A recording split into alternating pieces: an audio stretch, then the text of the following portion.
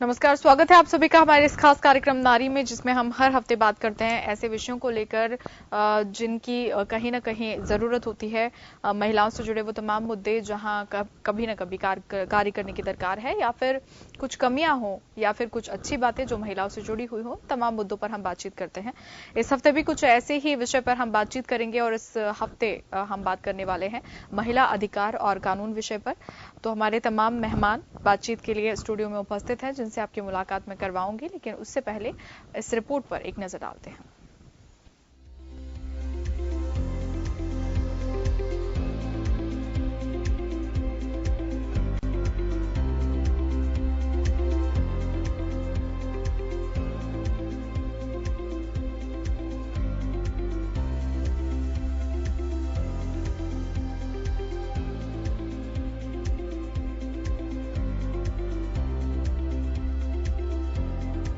महिलाओं के प्रति हम सबकी सोच और नजरिए में पिछले कुछ दशकों में गजब का सकारात्मक बदलाव आया है। इसका बड़ा कारण है कि महिलाएं आज हर क्षेत्र में अपनी मौजूदगी दर्ज करा रही हैं। जमीन से लेकर आसमान में ही नहीं, अंतरिक्ष में भी उनके कदमों की छाप मौजूद है। जिस तरह से उनका कद बढ़ा है, तो अब वे अपने हक और उससे जुड़े कानूनों के बारे में भी जानना चाहती है।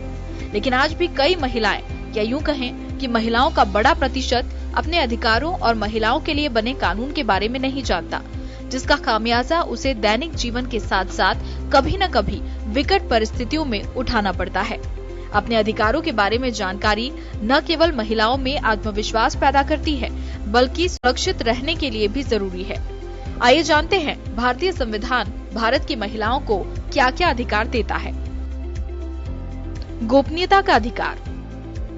आपराधिक प्रक्रिया संहिता की धारा 164 के तहत बलात्कार की शिकार महिला जिला मजिस्ट्रेट के सामने अपना बयान दर्ज करवा सकती है, और जब मामले की सुनवाई चल रही हो तो वहां किसी और व्यक्ति को उपस्थित होने की आवश्यकता नहीं है। पुलिस अधिकारियों के लिए एक महिला की निजता को बनाए रखना जरूरी है।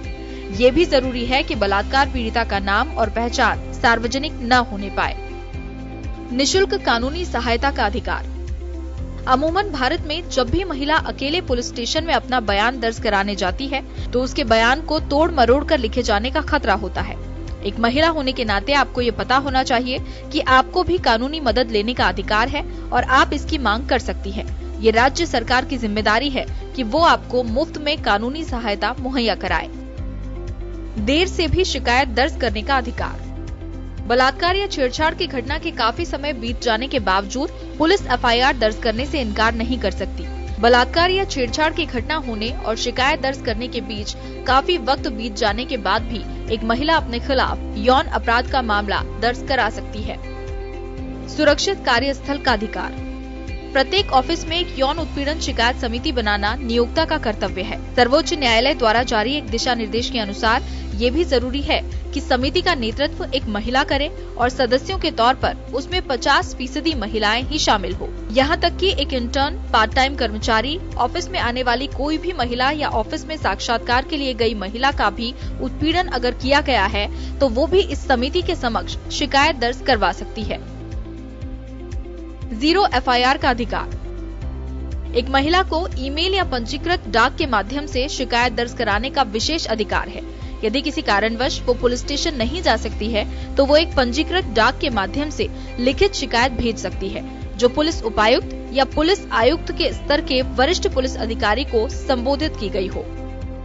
घरेलू हिंसा से सुरक्षा का अधिकार। आईपीसी की धारा 498A दहेज संबंधित हत्या की निंदा करती है। इसके अलावा दहेज अधिनियम 1961 की धारा 3 और 4 में न केवल दहेज देने या लेने, बल्कि दहेज मांगने के लिए भी दंड का प्रावधान है। इंटरनेट पर सुरक्षा का अधिकार। आपकी सहमति के बिना आपकी तस्वीर या वीडियो इंटरनेट पर अपलोड करना अपराध है। सूचना प्रौद्योगिकी अधिनियम आईटी एक्ट की धारा 67 और 66E बिना किसी भी व्यक्ति की अनुमति के उसके निजी क्षणों की तस्वीरों को खींचने, प्रकाशित या प्रसारित करने को निषेध करती है। समान वेतन का अधिकार। समान पारिश्रमिक अधिनियम 1976 समान कार्य के लिए पुरुष और महिला को समान भुगतान का प्रावधान करता है। ये भर्ती सेवा शर्तों में महिलाओं के खिलाफ लिंग के आधार पर भेदभाव को रोकता है। कन्या भ्रूण हत्या के खिलाफ अधिकार। Medical termination of pregnancy act 1971 मानवीयता और चिकित्सा के आधार पर पंजीकृत चिकित्सकों को गर्भपात का अधिकार प्रदान करता है। लिंग चयन प्रतिबंध अधिनियम 1994 गर्भधारण से पहले या उसके बाद लिंग चयन पर प्रतिबंध लगाता है। यही कानून कन्या भ्रूण हत्या को रोकने के लिए प्रसव से पहले लिंग निर्धारण से जुड़े टेस्ट पर भी प्रतिबंध लगाता है। हिंदू उत्तराधिकारी अधिनियम। ये अधिनियम सभी हिंदू महिलाओं को पितृ संपत्ति पर पूर्ण नियंत्रण और शक्ति देने का अधिकार देता है। 2005 में हुए संशोधनों ने परिवार में महिला और पुरुष के बीच संपत्ति वितरण अधिकारों को और आगे बढ़ाया। बेटियों को विवाह के बाद भी बेटों के बराबर ही संपत्ति पर अधिकार होगा।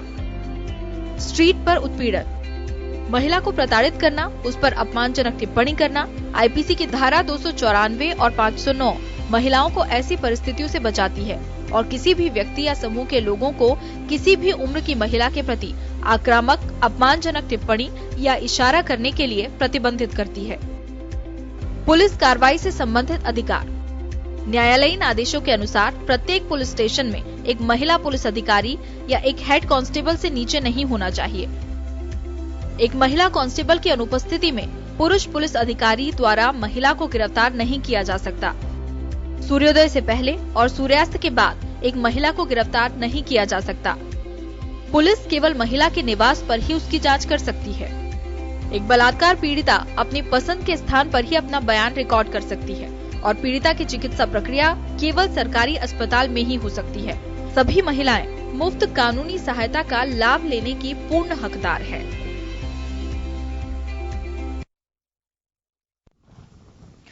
तो रिपोर्ट में भी आपने देखा और आज हम बातचीत करेंगे इसी मुद्दे को लेकर कि महिलाओं को हमारे संविधान में कौन कौन से अधिकार दिए गए हैं, कौन कौन से कानून उन्हें लेकर बने गए हैं, कितना आखिर महिलाएं जानती हैं, कहां कहां उन्हें आवश्यकता है कि वो इन कानून और अधिकारों को जाने, समझे और इनका सही तरीके से उपयोग करे, इस सुविधा का लाभ कैसे आखिर बोले, इस पर हम बातचीत करेंगे। तमाम मेहमान स्टूडियो में हमारे साथ मौजूद हैं बातचीत के लिए, उनसे आपको मिलवा देती हूँ। निशा सिद्धू जी इस वक्त हमारे साथ स्टूडियो में मौजूद है, बहुत स्वागत है, जो कि सामाजिक कार्यकर्ता है। निशा जी बहुत स्वागत है आपका। सारिका जी हमारे साथ मौजूद है, जो कि एक अधिवक्ता है। सारिका जी बहुत स्वागत है आपका भी। और इसके साथ ही प्रियंका भटनागर जी भी हमारे साथ इस वक्त मौजूद है स्टूडियो में, जो वरिष्ठ पत्रकार है। प्रियंका जी आपका भी स्वागत है।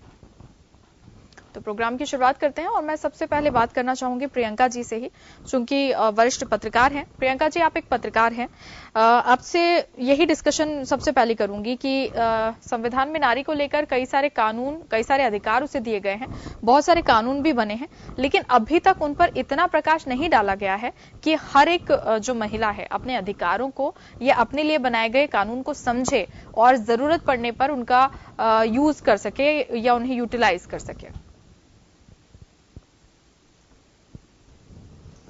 जी बिल्कुल, आपने सही कहा कि अभी तक महिलाएं अपने अधिकारों के बारे में पूर्ण रूप से नहीं जानती हैं। उन्हें पता ही नहीं है कि हमें सरकार ने क्या राइट्स दिए हैं, हमें हमारी सुरक्षा के लिए किस प्रकार से कानून बनाए गए हैं, सरकार ने हमारे लिए ही बनाए हैं, लेकिन कोई भी महिला इनसे अनभिज्ञ है। इसमें मैं अगर किसी चीज का दोष मानती हूँ तो वो मानती हूँ मैं शिक्षा का। एक कहावत है कि यदि आप एक पुरुष को शिक्षित करते हो तो आप सिर्फ एक पुरुष को शिक्षित कर रहे हैं, लेकिन यदि आप एक महिला को शिक्षित करते हो, एक महिला को शिक्षा देते हो, तो वो एक पीढ़ी, एक पूरे समाज को शिक्षित करती है। इसलिए सबसे ज्यादा जरूरी है महिलाओं का शिक्षित होना, क्योंकि यदि महिलाएं शिक्षित होंगी तो वे इन सब चीजों को समझेंगी, अपने अधिकारों के बारे में जानेंगी, पढ़ेंगी, देखेंगी, सुनेंगी, और तभी वो इन पे अमल कर पाएंगे और तभी वो सोच पाएंगे कि हमारे क्या अधिकार हैं, क्या राइट्स हैं और हमें उनका किस तरीके से कहाँ पे इस्तेमाल करना है। बिल्कुल, तो शिक्षा एक वाकई बहुत ही अहम मुद्दा है कि अगर आप शिक्षित नहीं हैं तो आपके पास वो विकल्प नहीं है कि आप, अगर आपको लेकर अधिकार कहीं दिए हुए हैं, लिखे हुए हैं या कहीं बताए गए हैं तो आप उसे समझ सके, आप उसे पढ़ सके। लेकिन एक और फैक्ट ये भी है कि अशिक्षित महिलाएं भी अपने अधिकारों को समझ सकती हैं अगर उन तक इसे लेकर जागरूकता फैलाई जाए, उन्हें समझाया जाए। अगर कोई उन्हें जाकर ये बताए कि आपके लिए संविधान में ये अधिकार हैं, आप जिस तरीके से अभी बहुत सारी ऐसी महिलाएं होती हैं जो शोषण का शिकार होती हैं, न केवल दैहिक रूप से बल्कि कार्य को लेकर भी या कहीं पर भी अलग अलग स्थानों पर हम देख सकते हैं, अलग अलग क्षेत्रों में देख सकते हैं महिलाओं का शोषण कहीं ना कहीं होता दिखाई देता है, लेकिन वो सजग नहीं होती तो उसका फायदा नहीं ले पाती हैं। तो अशिक्षित महिलाएं भी इसका लाभ ले सकती हैं, लेकिन शर्त यह है कि उन्हें कोई जागरूक करे, उन्हें जाकर ये बताए कि कैसे इसका उपयोग किया जा सकता है। अब मैं सारिका जी से बात करूंगी। सारिका जी, आप एक अधिवक्ता हैं, आपसे मैं जानना चाहूंगी कि आखिर वो कौन से अधिकार और कानून हैं जो महिलाओं को जानने जरूरी ही हैं, यानी बाकी सारे अधिकार अगर पता हो न हो, लेकिन कुछ ऐसे कंपलसरी होना हो सकते हैं जो उनके लिए बहुत ज्यादा उपयोगी साबित हो सकते हैं, या विभिन्न ऐसी कई सारी परिस्थितियां होती है जिनमें महिलाएं कई बार फंसी होती हैं लेकिन जानती ही नहीं है, तो कम से कम वो अधिकार तो उन्हें पता हो। वो कौन से अधिकार या कानून है? जी बिल्कुल, आप सही कह रहे हैं कि जागरूकता जरूरी है। जागरूकता होगी तभी, अशिक्षित होते हुए भी आप उन्हें कानून के बारे में अवगत करा सकते हैं। इसमें बहुत सारे महिलाओं के लिए बहुत सारे, अपने संविधान में भी बहुत सारे कानून बने, सीआरपीसी आईपीसी में भी बहुत सारे कानूनों का प्रावधान है। महिलाओं के लिए घरेलू हिंसा से महिलाओं की सुरक्षा, हिंदू उत्तराधिकार अधिनियम, बाल विवाह अधिनियम निषेध सेक्शन अधिनियम 2006, कार्यस्थल पर महिलाओं की यौन उत्पीड़न अधिनियम 2013, प्रसूति लाभ अधिनियम, ये सारे कानून महिलाओं के लिए बने हुए हैं। भारत में महिलाओं के लिए बने हुए कानूनों का उपयोग महिलाएं तभी कानूनों का उपयोग महिलाएं इसी बशर्ते कर सकती है कि आपको कानूनों की जानकारी हो। निःशुल्क कानूनी सहायता का अधिकार भी महिलाओं को है।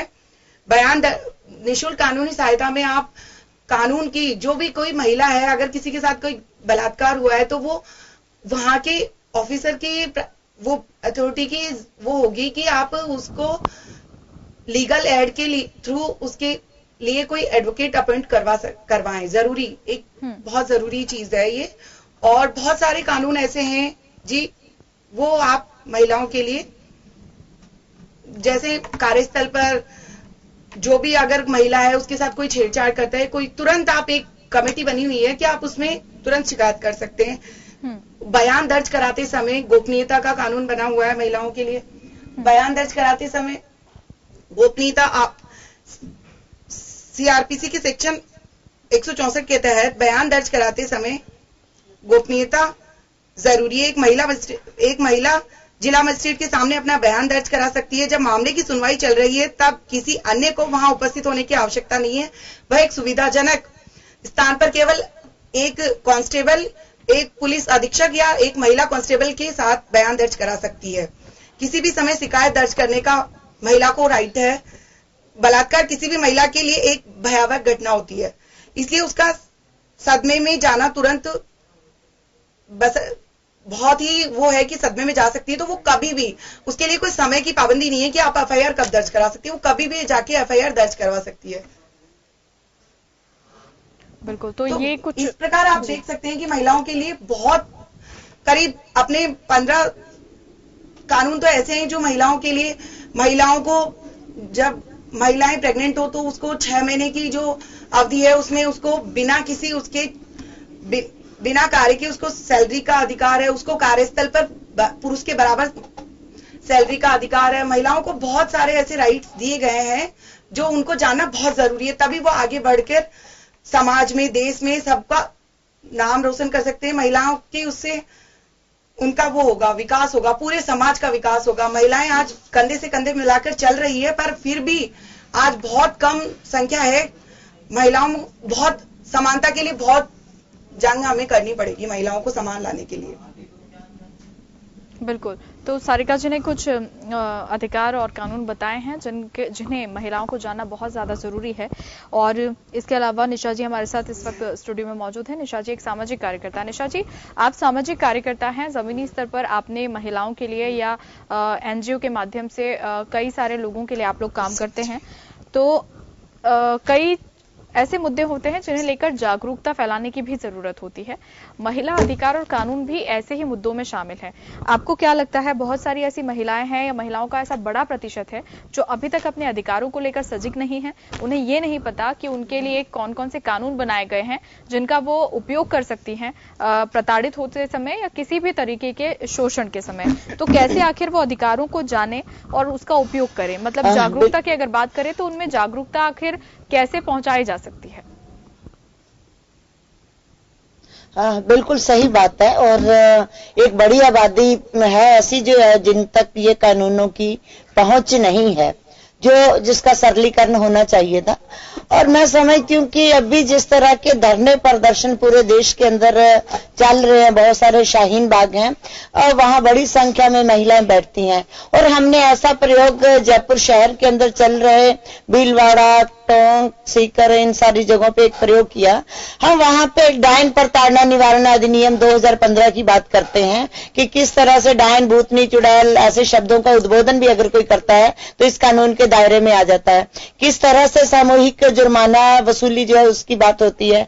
घरेलू हिंसा संरक्षण अधिनियम 2005 की अगर हम बात करें तो महिलाओं को घरेलू हिंसा से कैसे 5 प्रोटेक्शन मिलते हैं। घर में रहने का अधिकार है, भरण पोषण है, निःशुल्क कानूनी सहायता है, स्वास्थ्य के लिए और राइट टू रेजिडेंस जो उसका सबसे बड़ा एक मदद होती है कि घर में रहने का हक है। और फिर बच्चों की कस्टडी जो है अभिरक्षा के लिए, अक्सर मेरी मित्र वकील साहिबा बैठी हैं तो ये जानती हैं कि बच्चों की कस्टडी के लिए माओं को कितना परेशान होना पड़ता है।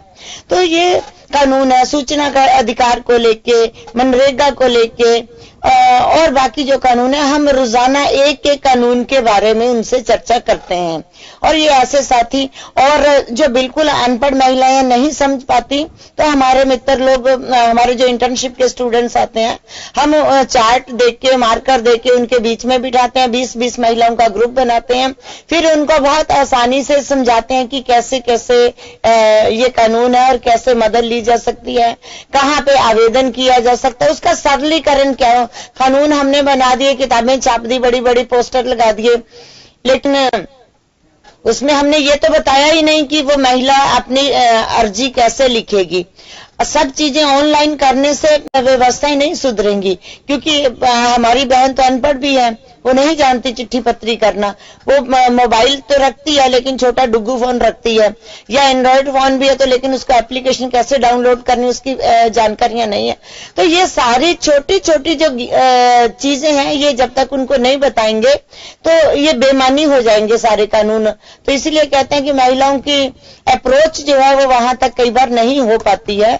महिलाएं क्या, और भी बहुत पढ़े लिखे लोग भी आप देखिए कि पुलिस थाना के नाम से घबरा जाते हैं, अरे नहीं नहीं आप तो बाहर ही सेटलमेंट करा दें तो बेटर रहेगा, हम थाने नहीं जाएंगे या थाना में शिकायत नहीं दर्ज कराएंगे। तो ये सारी बातें, और हम लोगों का प्रयास ये रहता है कि ग्रास रूट के लेवल पे बिना किसी बड़ी बड़ी बातें किए कि हम ये कर दे, हम वो कर दे, हम ऐसा नहीं कर सकते। लेकिन ये जरूर कह सकती हूँ कि मैं भारतीय महिला फेडरेशन की तरफ से तो आपको बता सकती हूँ कि पिछले करीब 25 सालों में हम 50,000 महिलाओं तक अपनी पहुंच कर पाए हैं। लेकिन जो रातों रात एनजीओ बना के फिर ये कह दें कि हमने ये तीर मार लिया, तो मुझे लगता वो बहुत मुश्किल होगा, क्योंकि भारत के अंदर गूगल बाबा कहते हैं कि 50 लाख से ज्यादा एनजीओ रजिस्टर्ड है। तो अगर ये सब कुछ इतना अच्छा तो हमारी किसी बहन के साथ कोई हिंसा होनी ही नहीं चाहिए थी, सब कुछ बहुत जल्दी ठीक हो जाता।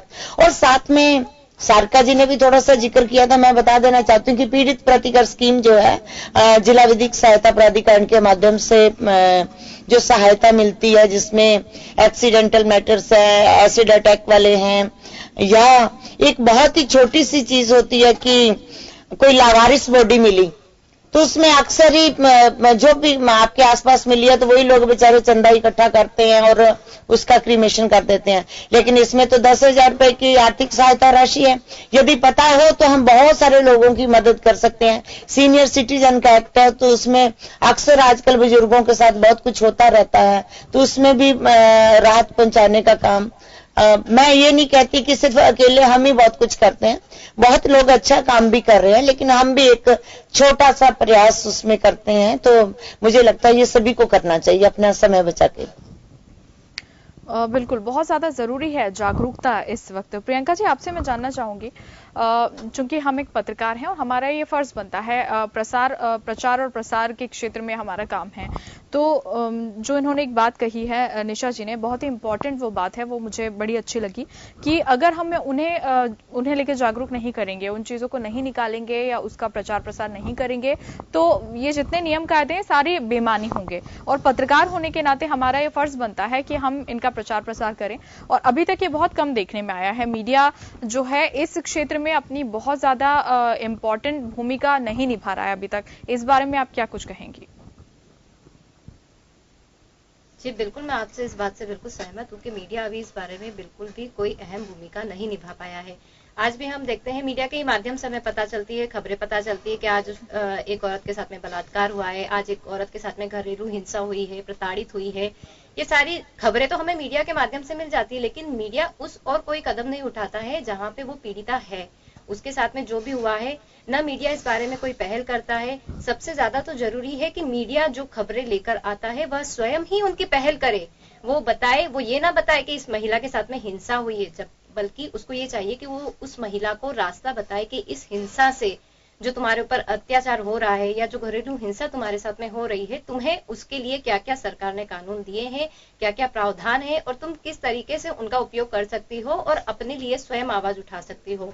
वैसे निशा जी ने बहुत सही बात कही है कि बहुत सारे एनजीओ हैं जो कि चल रहे हैं, रातों रात बन जाते हैं, और अगर वो वास्तविकता में अच्छे से काम कर रहे होते तो आज कोई हिंसा नहीं होती, कोई घरेलू हिंसा नहीं होती। लेकिन उसके बावजूद भी मैं ये कहना चाहूंगी कि हर सरकारी डिपार्टमेंट में एक सेल इस तरीके का बनाना चाहिए, चाहे वो एक पुलिस स्टेशन हो, चाहे कोर्ट हो, चाहे वो स्कूल हो, चाहे जहां पे भी हो।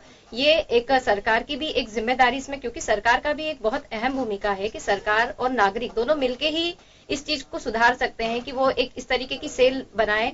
ये मेरा आपसे एक वो भी है, सुझाव भी है कि इस तरीके की एक सेल बनाई जाए जिसमें कि महिलाओं के लिए जिन जिन भी कानूनों का प्रावधान दिया गया है, चाहे वो महिला का वर्किंग प्लेस पर हो, चाहे वो जो महिला प्रेग्नेंट है तो उसकी मैटरनिटी लीव से रिलेटेड हो। स्कूलों में, सरकारी स्कूलों में जनरली देखा गया है कि जो महिला प्रेग्नेंट हो जाती है, यदि उसका अबॉर्शन भी हो जाता है तब भी उसका भत्ता भी स्कूल देगा और उसको उसके साथ में 45 दिनों की छुट्टी भी देगा, लेकिन वो हर जगह लागू नहीं हो रहा है। इसके अलावा मैटरनिटी लीव में भी जो 6 महीने का प्रावधान है वो भी काट के 3 महीने कर दी जाती है, उसमें भी उससे कहा जाता है 10 तरीके के डॉक्यूमेंट्स मांगे जाते हैं। तो जो सरकारी काम है उसको थोड़ा सा कम किया जाए, क्योंकि कई चीजें तो डॉक्यूमेंटेशन में ही चली जाती हैं। जैसे मैम ने बताया कि 10,000 रुपए राशि का प्रावधान है, लेकिन उसके लिए पहले जाएंगे, फॉर्म भरेंगे, तब तक हम इंतजार नहीं करेंगे ना। हम न तो उस डेड बॉडी को हमारे पास में रखने का समय है, न हमारे पास में कोई जगह है, न कोई इंतजार करेगा। तो ये जो सरकारी जो कानून बनाए गए हैं, इनको जो पेपर वर्क है उसको थोड़ा सा कम किया जाए। पेपर वर्क कम होगा तो काम भी हमारा जल्दी होगा, और इसके अलावा जो सेल हम बनाना चाह रहे हैं उसमें हर महिला को ज्यादा लोगों को फायदा होगा प्रियंका जी उसमें। मैम फायदा तो होगा, ज्यादा लोगों को फायदा होगा, मैं बिल्कुल एग्री करती हूँ आपके साथ में, लेकिन हम कई बार ऐसी सिचुएशंस आ जाती है मैम जब हम इंतजार नहीं कर पाते हैं। जैसे आपने मुझे एग्जांपल दिया कि किसी की मृत्यु हो गई है, लावारिस लाश पड़ी हुई है, तो उसके लिए गवर्नमेंट बिल्कुल देती है, लेकिन वहां तक जाएगा कौन? आज सरलीकरण होना चाहिए, बिल्कुल उसका एक सरलीकरण तो होना ही चाहिए ना, ताकि वो इजी हो जाए, वो सभी लोगों को पता रहे बात के इस माध्यम से हम ये मदद हम सरकार के द्वारा ले सकते हैं। तो इस तरीके की मेरी एक सरकार से गुजारिश है कि वो इस तरीके की सेल हर जगह बनाए, स्कूलों में भी बनाए, कार्यालयों में भी बनाए, जो सरकारी ऑफिसेज हैं जितने भी, और इवनली मैं तो चाहती हूँ कि हमारे भी जितने मीडिया के ऑफिसेज हैं, मीडिया की जितनी भी सेल है, जितने भी मीडिया के जो ऑफिस हमने बना रखे, वहां पे भी एक इस तरीके का प्रावधान चलाया जाए कि जो भी महिला कर्मी काम कर रही हैं वो अपने राइट्स के बारे में बातचीत करें, उन तक उन सारी बातों को पहुंचाए। बिल्कुल, बहुत ज्यादा जरूरी हो जाता है इस चीज को जागरूकता, क्योंकि शहरी क्षेत्रों में भी हम देखते हैं सिर्फ ग्रामीण इलाकों की बात नहीं है या उन इलाकों की बात नहीं है जहां बहुत ज्यादा साक्षरता नहीं है, या कई बार महिलाएं पढ़ी लिखी हैं लेकिन नहीं जानती, लेकिन शहरों में भी ये चीज देखी गई है कि महिलाएं अपने हक के प्रति, अपने अधिकार के प्रति या अपने लिए बने कानून के प्रति कहीं भी उनमें जागरूकता नहीं है। तो वहां बहुत ज्यादा जरूरत हो जाती है कि उन तक आखिर ये इन्फॉर्मेशन पहुंचे तो कैसे, जिसमें मीडिया का बहुत ही इंपॉर्टेंट रोल होता है जो उसे निभाने की कहीं ना कहीं जरूरत है। प्रियंका जी, आपके पास आना चाहूंगी। एक चीज और निकल कर आई है, जैसे कि अभी प्रियंका जी ये बात कर रही थी। सारिका जी माफ कीजिएगा, आपके पास मैं आना चाहूंगी।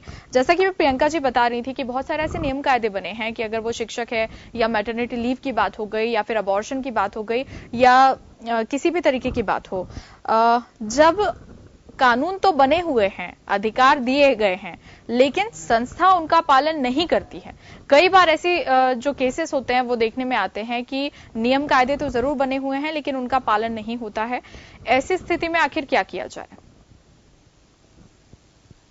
जी बिल्कुल, आप सही कह रहे हैं कि ये नियम कानून तो इतने बने हुए हैं पर उनका प्रॉपर पालन नहीं हो रहा है। कईयों को जागरूकता नहीं है। सारी चीजें जैसा कि निशा जी ने भी कहा, प्रियंका जी ने भी कहा और आप खुद कह रहे हैं कि जनरल जो अपनी आपकी पत्रकारिता की उस पे आप लोगों को भी बहुत रोल अदा करना पड़ेगा इसमें कि आप लोग जो ऐसे केसेस जो कहीं भी आप सुनते हैं कि महिलाओं के साथ कोई भी प्रकार का अत्याचार हो रहा है या कोई भी क्राइम हो रहा है, तो आप लोग वहां पहुंच के उनको जागरूक कीजिए कि उनको बताइए कि कौन कौन से कानून आपके पक्ष में हैं, क्योंकि मीडिया को तो सारी चीजों का नॉलेज होती है। मीडिया ही उनकी बहुत बड़ी हेल्प कर सकता है। इवन इसके अलावा जो प्रोसेस है, जो प्रक्रियाएं हैं, उनको थोड़ा शॉर्ट करना होगा, क्योंकि निशा जी भी सही कह रही थी कि बिल्कुल प्रक्रियाएं थोड़ी लंबी चलती है तो उनसे उनको प्रॉपर न्याय नहीं मिल पाता है। और जैसा कि प्रियंका जी कह रही थी कि हर जगह एक सेल बनानी चाहिए, ये बहुत अच्छा सुझाव है। और इसमें गांव में तो आप ग्रामीण क्षेत्रों में जो आंगनबाड़ी है, आंगनबाड़ी कार्यकर्ताएं हैं, वो जाके कभी कभी समय समय पे एक साप्ताहिक या मंथली या मीटिंग रख के और महिलाओं को इकट्ठी करके उनको कुछ कुछ कानूनों के बारे में जागरूक कर सकती हैं। और आंगनबाड़ी कर्मचारियों को स्कूल लेवल पे या शिक्षा लेवल पे सबको बुला के और उनको नॉलेज दी जा सकती है कि आप ये कानून महिलाओं को जागरूक कीजिए। इससे हमें बहुत मदद मिलेगी और हमें हमारे समाज को आगे बढ़ने में बहुत सहायता मिलेगी। जो कानूनों का प्रक्रियाओं का मतलब जिनको नॉलेज नहीं है उनको पूरी नॉलेज होगी और वो आगे जाके अपना कार्य कर पाएंगे प्रॉपर। लेकिन मैम, जब कोई स्कूल है वो अगर कानून बना हुआ है और अगर उसके बावजूद भी उस कानून को मान्य नहीं करता है, बिल्कुल तो मेरा यही सवाल था। कार्रवाई होनी चाहिए। बिल्कुल, अगर कानून बना हुआ है वो मान नहीं रहे कानून को तो कार्रवाई होनी चाहिए। उसको जो भी अपने शिक्षा डिपार्टमेंट है वो उसको देखना चाहिए कि नोटिस वगैरह देके भाई ऐसा क्यों हो रहा है, या जो भी प्रक्रिया हर चीज में उस महिला को अपने उस अधिकार के लिए तो वहां पे लड़ना चाहिए जाके कि उसके साथ में इस तरीके का, जिस तरीके से 6 महीने का प्रावधान है उससे 3 महीने ही दिए गए हैं। हाँ। उसके अलावा ये भी प्रावधान है कि वो जो उसका बच्चा छोटा है वो वहां पे उसको दूध पिलाने के लिए एक अलग से वो बनाया जाना चाहिए। लेकिन बहुत सारी कार्य क्षेत्र में बहुत सारी चीजें हमारे यहाँ पर अभी भी इम्प्लीमेंटेशन नहीं हुआ है। तभी तो कहा जाता है कि भारत अभी भी बहुत पीछे है कि महिलाओं में और पुरुषों में जो समानता का अधिकार है वो सिर्फ कहने का समानता का अधिकार है। आगे तो आ रहे हैं हम लोग बढ़ चढ़ के, बाकी फिर भी बहुत कुछ चीजें हैं जो आज भी कानून फॉलो नहीं हो पा रहे, प्रॉपर नहीं हो पा रहे। और इसमें ना महिला आयोग का भी बहुत बड़ा रोल रहेगा कि महिला आयोग समय समय पे ऐसे जो भी जहां भी ऐसा हो रहा है उनके पास सूचनाएं होती है, वो वहां जाके उस कार्य को उनके महिला कार्यकर्ताएं सारी उनको समझाए, जिनके खिलाफ ये गलत हो रहा है, किसी को भी अन्याय हो रहा है, उसको शिक्षा दे, कानून की जानकारी दे, उसको कोई भी लीगल सहायता जो भी पहुंचानी है वो पहुंचाए, तभी जाके कानून फॉलो होंगे। चलिए, इस चर्चा को हम आगे भी जारी रखेंगे, लेकिन फिलहाल एक छोटे से ब्रेक के लिए यहाँ पर रुकते हैं। वापस लौटकर इसी विषय पर चर्चा जारी रहेगी। तब तक के लिए रुकते हैं एक ब्रेक के लिए।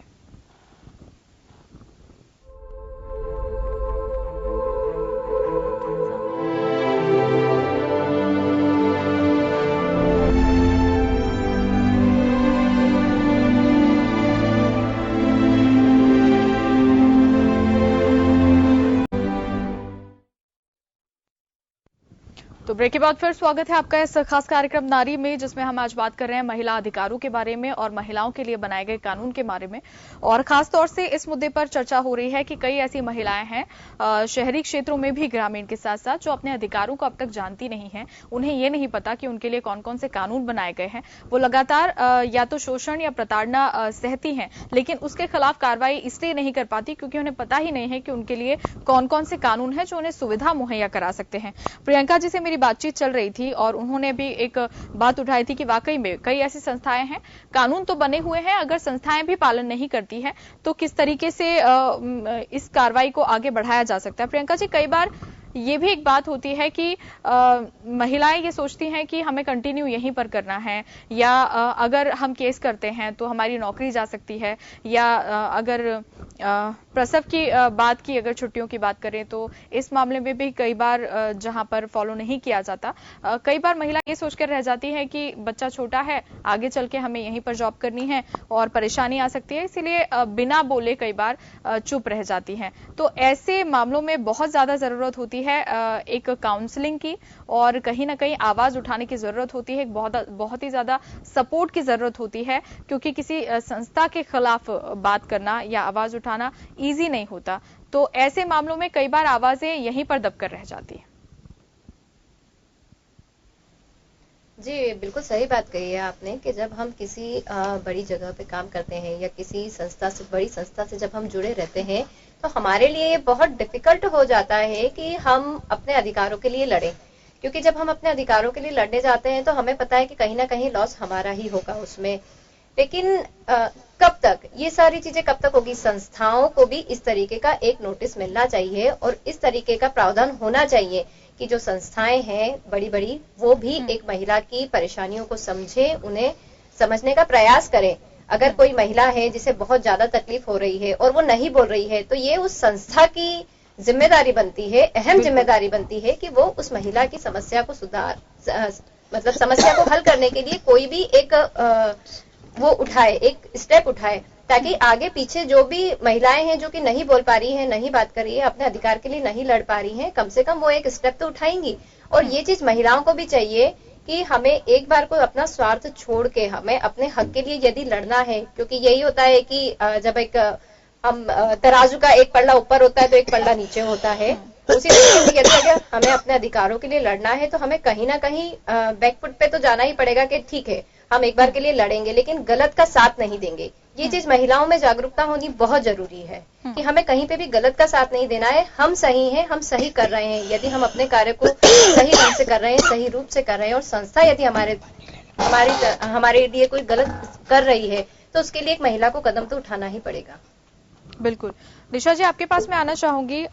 हम अभी बात कर रहे थे कि आपने जैसे बताया कि आप जिस तरीके से आप लोग जागरूक करते हैं अधिकारों के प्रति और कानूनों के प्रति महिलाओं को, ग्रामीण इलाकों की अगर बात करें तो सेम चीज वहां पर भी देखने को मिलती है। अगर मजदूर महिलाओं की बात करें तो 2 रोटी खाने का सवाल होता है, अगर वहां पर वो अपने अधिकारों के लिए लड़ने जाए तो उस 2 रोटी से भी कई बार वंचित रह जाए, इस डर से आवाज नहीं उठा पाती हैं।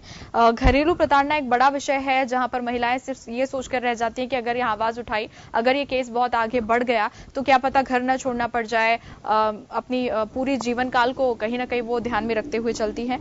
तो ऐसी बहुत सारी, शिक्षा का अधिकार की बात, कई जगह ऐसा है कि बेटियों को अभी भी, जब बहुत ज्यादा छोटे गांव हैं, कोशिश की जाती है कि बहुत ज्यादा न पढ़ाया जाए। तो ऐसे कुछ मैटर होते हैं जहां पर महिलाएं जानती भी अगर हैं तो अपने अधिकारों का वो सही तरीके से उपयोग नहीं कर पाती। ऐसे मामलों में आप किस तरीके से जागरूकता वहां पर देते हैं महिलाओं को? देखिए, दोनों तीनों सवाल ही हैं। पहली बात तो यह है कि महिलाओं के साथ हिंसा हो रही है, इसको कोई डिनाई नहीं कर सकता।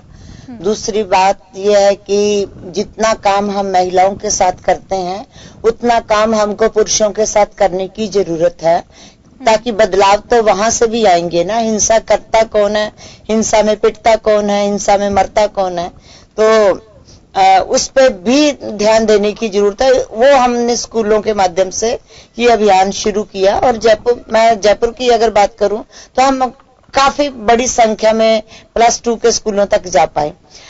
ग्रामीण क्षेत्र में भी ऐसे स्कूल किए, और दूसरा विधिक चेतना शिविर जो है वो भी लगातार, आजकल उनके पैरालीगल वॉलंटियर हैं, वो नीचे तक जाते हैं, वो काम करते हैं, और कभी हम जैसों का सहयोग भी ले लेते हैं। चूंकि हमारा मास ऑर्गेनाइजेशन है, आम जनता के बीच में मेंबरशिप बेस्ड ऑर्गेनाइजेशन है, तो ऑलमोस्ट सभी जिलों के अंदर होता है। पूरे भारत में 27 लाख औरतें हमारे साथ जुड़ी हुई हैं जो काम करती हैं।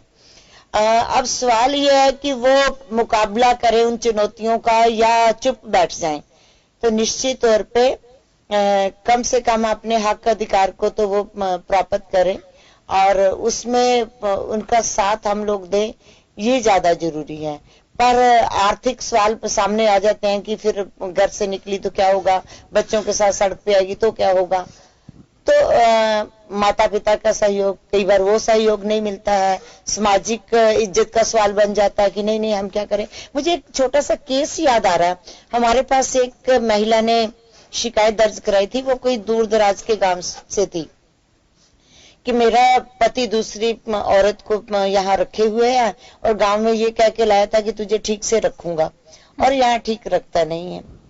कई दिन हो गए वो वापस नहीं लौटी। इस बीच उसकी सास गांव से आ गई, क्योंकि सास से ये कह के उसका बेटा लेके आया था माँ से कि भी मैं इसको ठीक से रखूंगा। माँ आई तो देखा तो उसको तो बंद कर रखा था, खाना भी नहीं दिया जा रहा था, भूखी प्यासी पड़ी थी। तब वो सास हमारे पास आई कि देखो मैंने मेरे पति को फोन कर दिया है, तो जो भी हमारी जमीन जायदाद है हम सारा अपनी बहू के नाम कराना चाहते हैं, क्योंकि हमारा बेटा तो नालायक है। तो ऐसी कितनी माएं होंगी जो इस तरह का फर्मिंग स्टैंड ले लेंगी, या अपने बेटियों के साथ हम लोग कितना मजबूती के साथ खड़े होंगे, इसकी ज्यादा जरूरत है।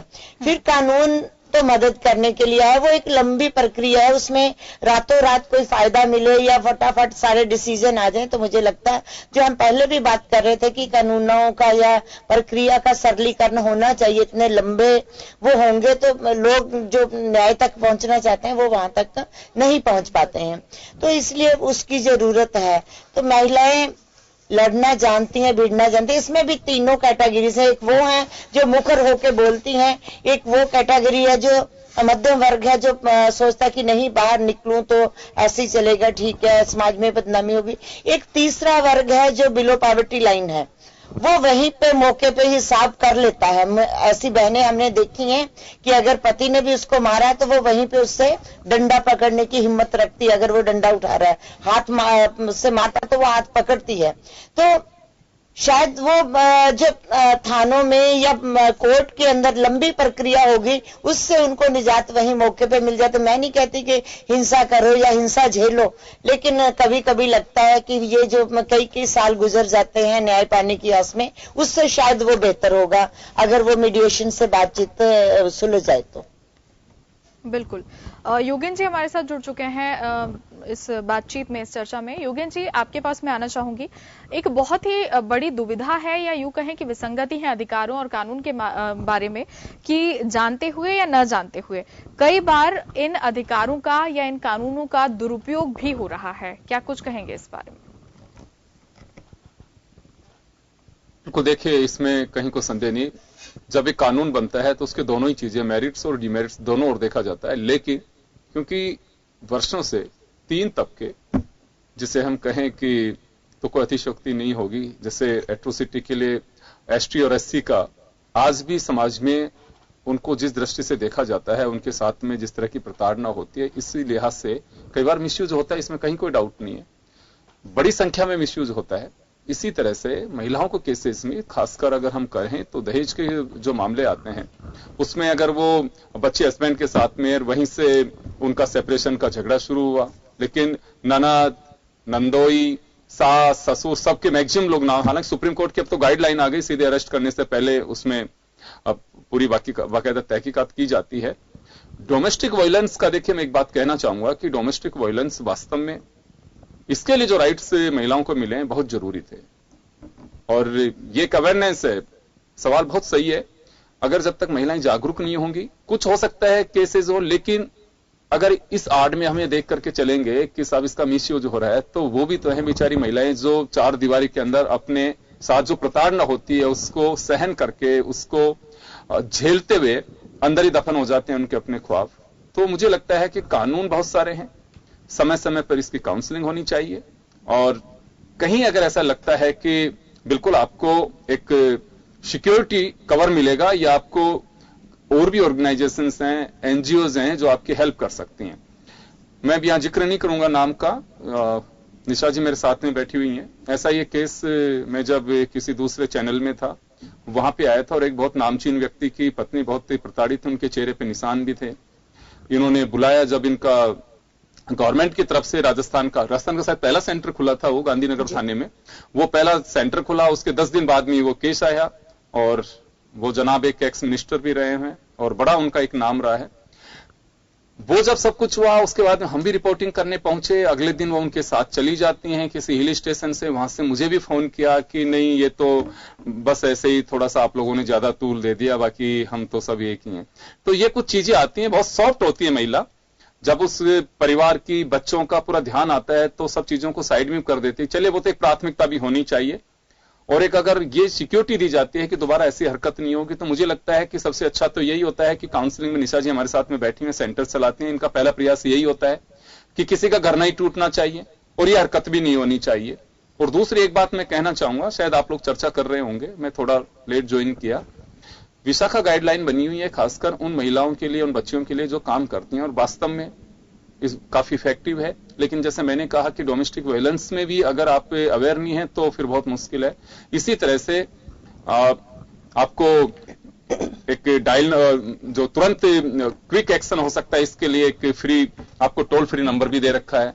आपको विशाखा गाइडलाइन के लिए बाकायदा लगा के होता है कि अगर कहीं पे इतनी महिलाएं काम करती हैं, इतने कर्मचारी हैं, तो कि ये विशाखा गाइडलाइन, इसके अध्यक्ष कौन है, इसके मेंबर्स कौन है, इसके कौन कौन लोग हैं, अगर कुछ होता है तो इनको क्या राइट्स है, बाकायदा एक बोर्ड पे लगाना होता है। योगेंद्र जी, मैं बीच में थोड़ा इंटरप्ट कर रही हूँ क्योंकि वो कार्यस्थल पर यौन उत्पीड़न कानून बन चुका है 2013 में। तो अभी हाँ। विशाखा गाइडलाइन 1997 में आई थी, जो उसमें दिशा निर्देश सुप्रीम कोर्ट ने जारी किए। ये बिल्कुल उसका एक ये कह सकते हैं कि आफ्टर निर्भया केस, उसके बाद से भी उसमें कुछ अमेंडमेंट करके, लेकिन वही 1997 का जो गाइडलाइन है उसको सख्त और बना दिया। तो मैं कहूंगा कि राइट्स प्रीति और भी मिले हैं, लेकिन महिलाओं को अवेयर करने की आवश्यकता है। और ये एक सौभाग्य की बात है कि जब हम मिसेस कानिटकर जब मेजर जनरल बनी है देश की पहली, उस वक्त तो अंदाजा लगाना चाहिए कि वो भी एक महिला है। जो एक ऐसे दंपत्ति दोनों बने कि मेजर जनरल बने हैं, उनके पति भी बने और ये भी बनी है। तो बहुत सारे ऐसे उदाहरण है कि महिला को देखिए अंदर से सॉफ्ट है लेकिन कमजोर नहीं है, और एक आवश्यकता है कि हम जैसे प्रोग्राम अगर लोगों तक पहुंचेंगे तो मुझे लगता है कि उसका बेनिफिट ये होगा कि वो अंदर से जितनी मजबूत है बाहर से भी मजबूती दिखनी चाहिए। सॉफ्ट कॉर्नर जहां हो अपने परिवार के प्रति होना चाहिए, लेकिन जब लगता है कि अति हो रही तो मुझे लगता है मुकाबले के लिए आपको इतने अधिकार मिले हैं तो उसके लिए खड़ा भी होना पड़ेगा। बिल्कुल। सारिका जी, मैं आपके पास आना चाहूंगी और इसी से मिलता जुलता मेरा सवाल है, क्योंकि अभी तक हम ये डिस्कस कर रहे थे कि जागरूकता कैसे हो, महिलाओं को पता नहीं है अपने अधिकारों के बारे में, लेकिन बात जहां दुरुपयोग की आती है तो कई ऐसे मामले सामने आए हैं जब दुरुपयोग होता है और जो विपक्ष में जो फैमिली होती है वो कहीं ना कहीं प्रताड़ित हो रही होती है। तो ऐसी सिचुएशन में जब इन अधिकारों का या इन कानूनों का कोई महिला दुरुपयोग कर रही हो तो क्या कुछ इसके लिए किया जा सकता है? जी देखिए, महिला अगर आप देखिए आज के जमाने में जो 498 के तहत जो मुकदमे हो रहे हैं उनमें 50% मुकदमे झूठे भी हो रहे हैं। महिलाएं ही इन कानूनों का दुरुपयोग भी कर रही है, जबकि ऐसा होगा तो महिलाओं पे विश्वास हटेगा पब्लिक का। तो महिलाओं को कानूनों का सदुपयोग ही करना चाहिए, दुरुपयोग नहीं करना चाहिए।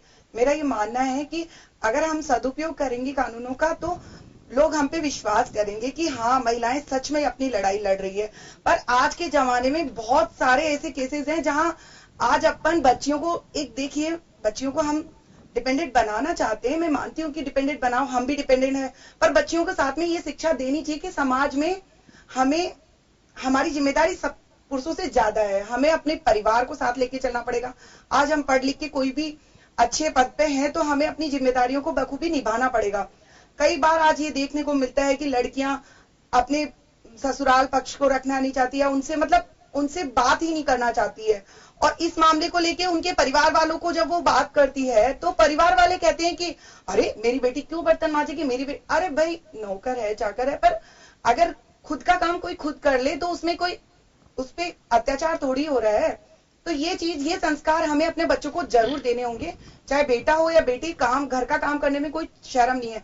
इस छोटे से उसके चक्कर में आज परिवार बहुत ज्यादा टूट रहे हैं। हमारे पास बहुत सारे ऐसे केसेस आते हैं कि एक बेटी कह रही है कि साहब मैं क्यों करूं ये काम, और मैं मेरी सास को खाना बना के क्यों दूं। अरे उसमें कोई छोटा बड़ा नहीं हो रहा। फिर पेरेंट्स, उसमें सबसे बड़ी बात ये होती है कि पेरेंट्स ये कहते हैं। सारिका जी, मुझे तो एक ध्यान है, गांधीनगर थाने का मामला है, सप्ताह में 3 बार जी, वो जो बच्चा है वो IITN है जी, उसकी मदर है हेडमिस्ट्रेस है, फादर AG में थे जी, सप्ताह में 3 बार गोभी की सब्जी बनती थी, इसी के ऊपर झगड़े शुरू हो गए। जी।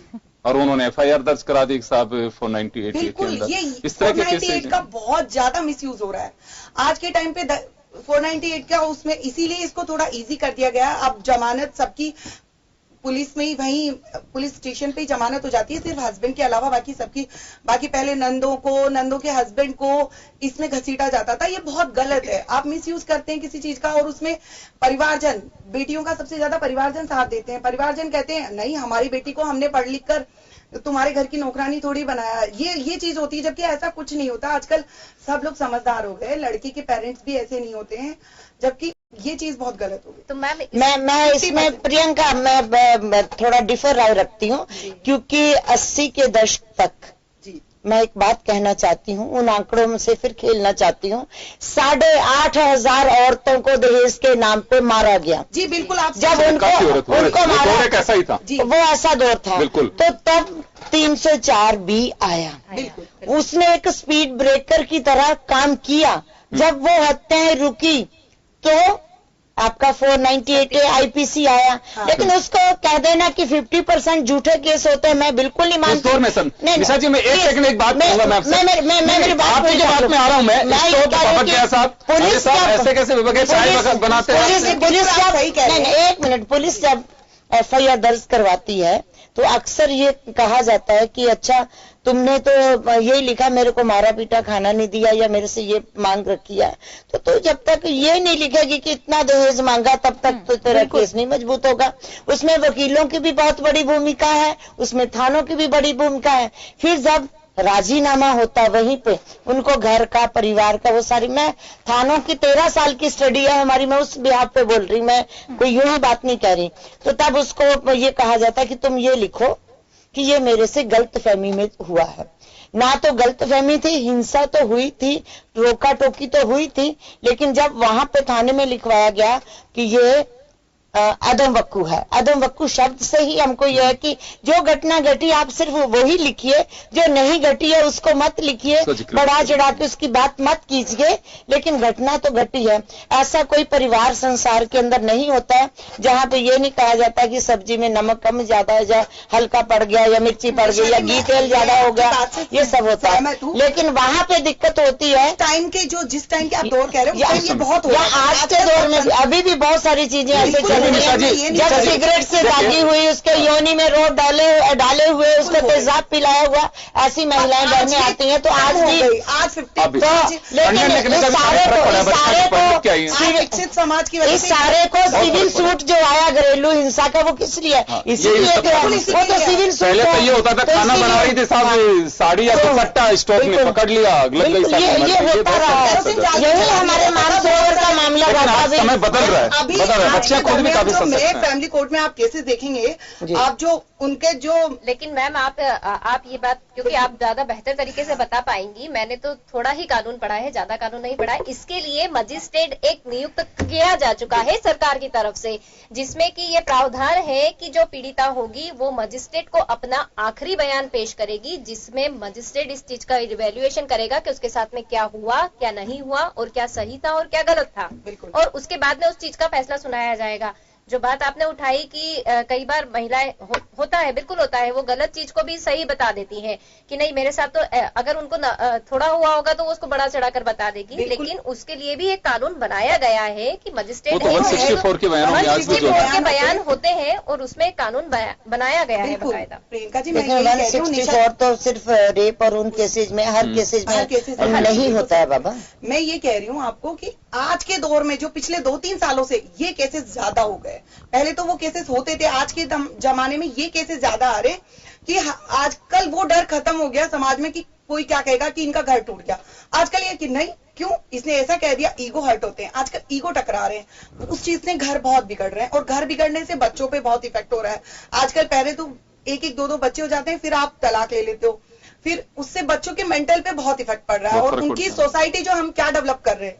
मैंने अभी एक शिक्षा का अपना, जो आजकल सरकारी स्कूलों में प्रोग्राम्स होने लग गए, अध्यापिका मंच, मीना मंच, इनसे बहुत जागरूकताएं लाई जा रही है। अध्यापिकाएं सेलेक्ट की जाती है, और जैसे 40 अध्यापिकाएं एक स्कूल से सेलेक्ट करके, और उनकी एक कानूनविद वहां बुलाया जाता है कानून की जानकारी देने के लिए, ताकि वो बच्चों को आगे कानून से अवगत करा सकें। या मैंने वहां भी एक सजेशन रखा था कि बिल्कुल आप लोग तो कानून की जानकारी लेके बच्चों को दोगे ही, उसके अलावा जो सरकारी स्कूल में बच्चे पढ़ते हैं वो बहुत ही मतलब बहुत हाई फाई सोसाइटी की तो पढ़ते ही नहीं है, गरीब तबके के बच्चे आते हैं। वहां महिलाएं जो उनकी माएं होती है बच्चियों की, वो बहुत बिल्कुल अशिक्षित होती है। तो मैंने कहा आप लोग एक कार्यक्रम स्टार्ट कीजिए कि ताकि उनके पेरेंट्स को आप महीने में एक बार कम से कम ऐसी मीटिंग रखिए कि आप लोगों को कंपलसरी आना ही है।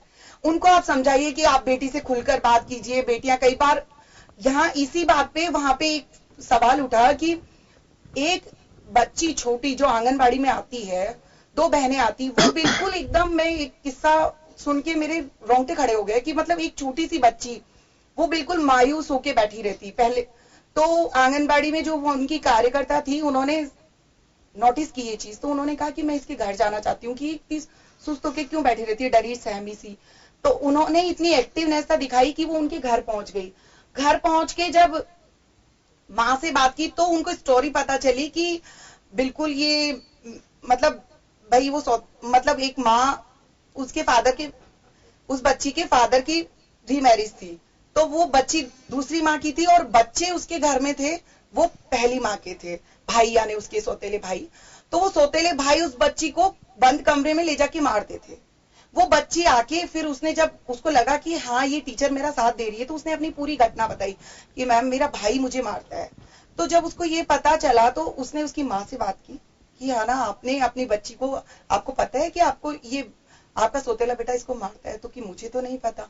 तब जाके वो माँ अवेयर हुई। तो ऐसे हर माँ अवेयर होगी तो आज बहुत सारा लाभ मिलेगा। बिल्कुल, जागरूकता की तो बहुत ज्यादा जरूरत है और इनफैक्ट जागरूकता की भी जरूरत है। अगर आप करते हैं तो केवल पुरुष शिक्षित होता है, बिल्कुल, और यदि महिला को शिक्षित करते हैं तो एक पूरा समाज, एक पूरी पीढ़ी शिक्षित होती है। बिल्कुल। चलते चलते क्योंकि समय की बहुत ज्यादा कमी है, तो सारिका जी मैं आपसे चलते चलते सिर्फ एक सटीक आंसर ये लेना चाहूंगी कि जब घरेलू प्रताड़ना से संबंधित या इस तरह के अन्य केस होते हैं जिनका दुरुपयोग होता है, ऐसे में अगले पक्ष के पास क्या कुछ विकल्प बचता है? क्योंकि उसमें भी कई बार महिलाएं शामिल होती हैं जो मानसिक रूप से प्रताड़ित होती हैं, अगर ये केस झूठा है या कहीं ना कहीं इस अधिकार का या कानून का दुरुपयोग किया जा रहा है तो। जी देखिए, मैंने आपको अभी बताया था कि आजकल कानून थोड़ा लिबरल हो गया। पहले जो सबको, पूरे फैमिली को जब दहेज वाले मामलों में घसीटा जाता था 498 में कि ननद को, नंदोई को, पूरे परिवार को उसमें वो विक्टिम बना के उसको पूरे परिवार को बनाया जाता था। तो आज के टाइम पे सास ससुर, ननद, नंदोई, इनकी पुलिस थाने में ही बेल हो जाती है। सिर्फ पति, एक पति जो बचता है उसकी, आप ऐसा नहीं है कि कानून में वहां न्यायालय में जब जाते हैं तो लगता है कि हाँ ये गलत लग रहा है, कहीं भी किसी भी पक्ष को लेके कुछ भी गवाह बयान, तो वहां पे उसकी इजीली जमानत हो जाती है, उनको बेनिफिट मिल जाता है अगर वो केस झूठा है तो। इसीलिए इसमें लिबरल कर दिया कानून को, वरना पहले कानून बहुत सख्त था, सभी को कोर्ट से जमानत करवानी पड़ती थी। जी चलिए, बहुत बहुत शुक्रिया सभी मेहमानों का, बहुत शुक्रिया इस चर्चा में शामिल होने के लिए और इस विषय पर बातचीत करने के लिए। तो फिलहाल नारी में इतना ही। अगले हफ्ते फिर हाजिर होंगे किसी अन्य ऐसे विषय को लेकर जो महिलाओं से संबंधित है या जहां पर महिलाओं से संबंधित किसी कमी पर हम बातचीत करते हैं, जहां पर काम करने की बहुत ज्यादा जरूरत है। अगले हफ्ते फिर किसी ऐसे ही टॉपिक पर बातचीत करेंगे। तब तक के लिए नमस्कार।